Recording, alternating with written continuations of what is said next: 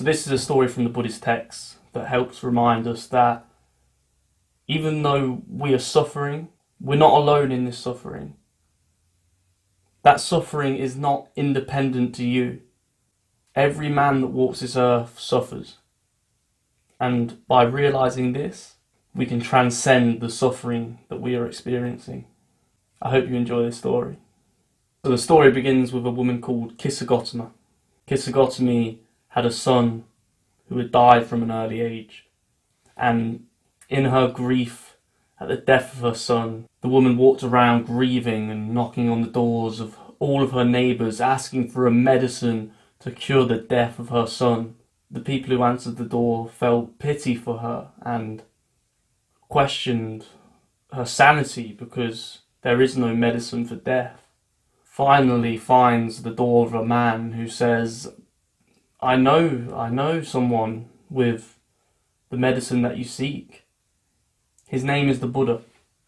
Go and find him and he will offer you this medicine. So of course Kisagotami in joy runs and finds the Buddha and is greeted by the Buddha, who says, I know of such medicine that can heal your child. But first, you must go and find me the ingredients for this medicine. Go and find me mustard seeds, and I will make you the medicine that will heal your boy. So Kisagotami, with joy, goes to leave the door. Before she does, the Buddha adds a kicker. The Buddha adds another condition to finding the mustard seeds. These mustard seeds must be found from a house who has never suffered the pain, the grief of losing a loved one. Kisagotami says, yes, fine, and ventures off to find this mustard seed. She knocks on the first door. They answer. She asks for mustard seed. They reply with pity, yes, take the mustard seed, poor woman. But then when she asks, has death knocked on this door? They bow their heads and reply, the dead are many, and the living are few. Please do not come to our door and remind us of our deepest grievances. Leave us. Kisagotami carries on. She knocks on door after door after door, and she cannot find one door, one household, who has not suffered the pain of grief. With this, she goes to a high hilltop. She looks out over the city and observes the flickering on and fading out of the lights of the city. One by one, flickering on and off, on and off, on and off, until eventually night falls and all of the lights of the city, though once flickering on, have all faded out. And with this, as she sits with her pain and grief, she ponders the similarities of the life of man with that of the flickering on and fading out of the lights. And then it strikes her that they are the same. And with this realization, Kisagotami is filled with regret and a feeling that she has been so selfish to have tried to cling on to the life of her dear son. So selfish that she has pitied herself so much when everybody in life experiences the flickering on and fading out of life. And with this, she feels she must bury her son and show him the respect that his death deserves and stop clinging on to what is no more. So she goes and buries her son and then returns to the Buddha, and she finds sanctity in the words that he says. The life of mortals in this world is troubled and brief and filled with pain. For there is not any means by which those that have been born can avoid dying. After reaching an old age there will be death. This is the simple nature of living beings. As ripe fruit lives constantly in the danger of falling early, all humans and all living things, once born, live in the fear of death. Both young and old, both wise and fools, will someday succumb to the power of death. Death and decay is inevitable and common to all, and therefore the wise do not grieve, knowing that this death is the nature of the earth.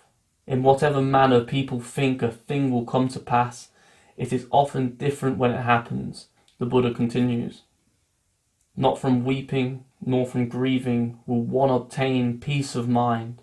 On the contrary, his pain will be the greater and his body will suffer more. He will make himself sick and pale, yet the dead are not saved by this grief. He who seeks peace should draw out the arrow of lamentation, the dagger of complaint, and the sword of grief. He who has drawn out the arrow and has become composed will obtain peace of mind. He who has overcome all sorrow will become free from sorrow and be blessed. It's a powerful story, and one that I feel can touch quite close to home. It touches close to home for the exact reason the story is told, because everybody at some point in their life will experience severe suffering and pain, because everyone will lose family members, everyone will fall ill. Bad things happen to people. That is the nature of this world. Now, I will quickly add that it is natural to grieve for a certain period of time. That is not the point of this story. If your loved one has passed away but 2 days ago, you have issues if you truly cared for them and you don't feel any emotion. You must let your emotion out, else it will fester inside your mind and manifest in ways which you won't see coming and which will make your life a lot worse. That's not the point of the story. The point of the story is that if you let that grief overcome your entire life and you let it fester within you forever and ever and ever and never let it go, and feel that you are hard done by this world and that nobody else is suffering and that you are alone with your suffering, then you will become resentful and you will begin to grow hatred towards this world and all the things within it. There's been research done in the Western societies, and it's found that the majority of people believe that the world is naturally kind and that the essential truth of life is happiness and that we all deserve happiness. And so what does this do? I think it's very easy to assume that the world is kind when you are a young person in a Western civilization, because being young is very easy. You have food, you have water, you have shelter, you have the luxuries of life from a historical and geographical perspective. And because of this, it gets ingrained in us that we deserve happiness. We become entitled. We think, this is what life is. I'm just happy all the time, and that's life, you know. But then, as we grow older, bad things will happen to us. People will die. You will die. You will grow sick. Your family members will grow sick, and whatever other suffering and pain will come to you in life. So if you have the assumption that life is ultimately happy and that the world will be kind to you, when these bad things occur, you will not be in a position to deal with them very well. And that's the first truth of Buddhism. Life is suffering. Of course, that alone can be quite depressing. It's actually a statement that allows us to transcend the suffering of life. Because once we've accepted this, we can take steps to deal with the inevitable suffering that will come to us. And that's what we're going to focus on for the rest of the video. But first, a beautiful quote from a book called Siddhartha, a book about the development of the Buddha. A young prince called Siddhartha goes out and ventures into the world and finds his enlightenment. Here's the quote: "I learnt to love the world and no longer compare it with some kind of imaginary vision of perfection, but to leave it as it is, to love it and to be glad to belong to it. Everything is necessary. Everything needs only my agreement, my assent, and my loving understanding. Then all is well with me, and nothing can harm me. If you expect suffering, what is it when it comes knocking at your door? It becomes a welcome guest. And welcome guests are much easier to allow into your home than unwelcome guests. So how do we accept the inevitable guest that is suffering into our home, to speak metaphorically? Well, firstly, there's meditation. So meditation is, if you don't know, it's essentially bringing your focus to the present moment. It was explained to me like this. Your entire being is a house. And your attention, that which pays attention to things in life, is a monkey within the house. The monkey can run to the window and look out, or it can sit in the house and read books. The windows are a metaphor for your senses. If the monkey's looking out one window, it's you're feeling something. Or if it goes and looks out another window, it's smelling or seeing, any of the senses that you have. Or the monkey can sit inside and read its book. This is a metaphor for you when you are deep in thought or feeling your emotions, attached to your emotions. But the monkey can only do one of these things at a time. The monkey can only read the book or look out the window. Your attention is very much the same. You cannot be caught up in your thoughts and emotions if you are focused on the feel of a plant, or the sight of a plant, or the smell of the air. So by bringing our attention to a sensory feeling, we can bring ourselves into the present moment. And because of this, we transcend our suffering. Because, if you're focusing on the beautiful smell of a flower and you're truly present in that moment, your attention cannot be on the thoughts and emotions which are causing you such suffering. So another way that meditation can help is by fostering feelings of compassion, gratefulness, and love. So I'll speak about gratefulness for the minute because I think it's the easiest one to begin with. One exercise is to simply think of 3 things which you're grateful for. And it's easy, that you have a lot to be grateful for. The birds tweeting, the fact you don't live in a war zone, the internet you have where you can watch an intellectual video on how to transcend suffering, or the food you have available to you, the water you have available to you.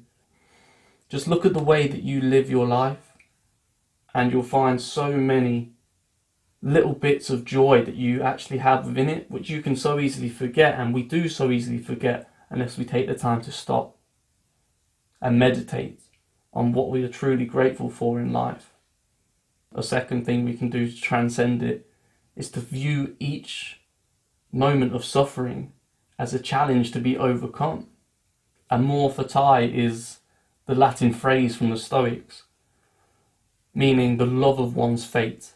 To look at every single thing in your life, whether it's good or bad, and to see it as a positive. So a nice thing to do is to view each challenge that comes your way as training to become a stronger and stronger and stronger person. And then, who knows how strong you could be. Be thankful for the tragedy of your life because it will make you strong and better able to deal with tragedy that is going to come later in the road. And also better able to deal with the tragedies in other people's lives. Which brings me to my third point. You are not yourself. You are part of an ecosystem which supports your entire life. Try doing this for 3 minutes. You'll soon realise how your entire life is dependent on the air you breathe. So how can you just be yourself? The point of this is that by expanding the idea of what I am to more than just my body and my mind. You transcend the suffering which your body and mind are experiencing. What about your family, your community? How can you help them? What suffering are they experiencing, and what can you do to make that better? This can be done through meditation, the expanding the idea of what you are beyond just the ego. But without meditation, just on an easy note, charitable acts or just doing something nice for someone else can help transcend your suffering. And this is where both the last 2 points sort of come together. You know, you as a human being have a lot to be grateful for. And you can use this amazing ability that you have just from being a human being to help others and to make the world a better place. And the suffering you experience throughout life makes you stronger. It's training. And then through becoming that strong, independent person, you can utilize your skills to make the world a better place for others. And then suddenly, the suffering you're experiencing has a meaning to it. You're suffering because it is necessary to make the world a better place. And then suddenly, all of your suffering is worthwhile. So in summary, suffering is inevitable in life. It will happen to all of us. This is the first truth of Buddhism. And by accepting this, we can change our relationship and attitude towards suffering. So we can utilize meditation exercises, such as just bringing yourself to the present moment, what the smells you're experiencing, what the sounds you're hearing, or gratitude training, what are you grateful for? Though you are suffering, you also have a lot of things which could be worse. Focus on them. And then also live generously. Because though you're suffering, you still have the skills to make the world a better place. Even if you can't make your life better, simple acts such as giving to charity or smiling at someone on the street can improve their day and make the world a better place. And in fact, your suffering, once you overcome it, can make you a stronger person. And this makes you better able to go forward in life and make the world a better place. And then all of a sudden, your suffering has a reason.